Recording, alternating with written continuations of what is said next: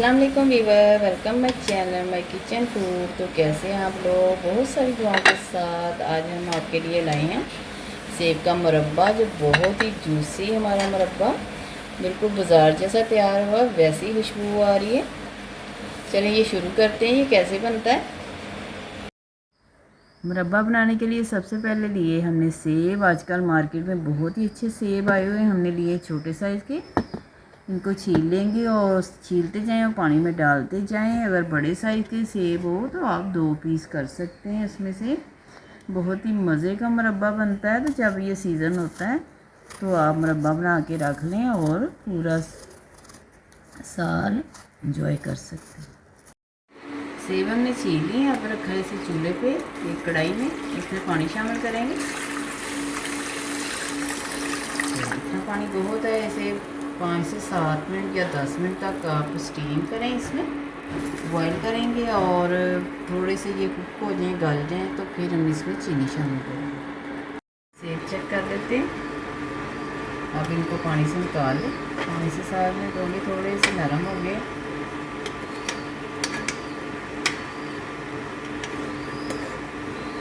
अब इसी पानी में हमने चीनी शामिल करनी है।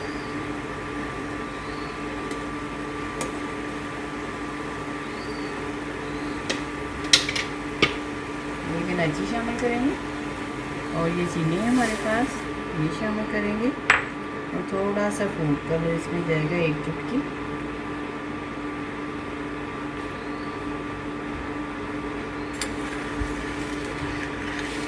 चीनी को हल करेंगे।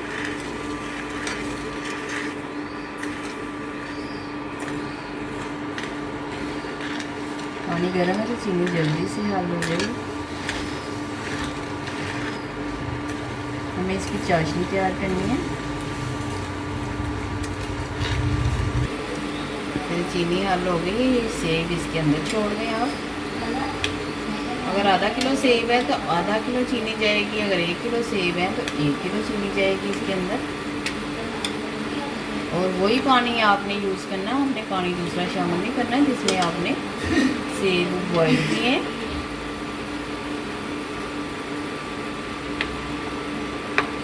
थोड़ा सा पलटते रहें ताकि ये शीरा इनके अंदर चले जाए।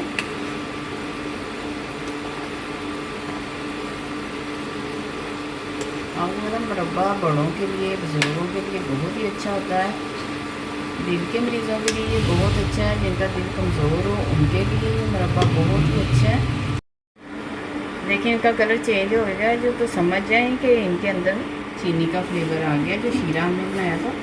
अब ये ठंडा होगा तो अभी आपको लग रहा होगा कि ये पतला है, लेकिन ये और ठीक हो जाएगा। चूल्हा आप कर दें बंद और इसे किसी जार में बंद करके रख दें। आपको हमारी वीडियो पसंद आए तो ज़्यादा से ज़्यादा शेयर करें, लाइक करें और सब्सक्राइब करें। अल्लाह ताला आपकी तरफ से हम सीख करें, बरकत आसानियाँ पैदा करें। फिर किसी वीडियो में मिलेंगे। दुआ में याद रखिएगा। अल्लाह हाफ़िज़।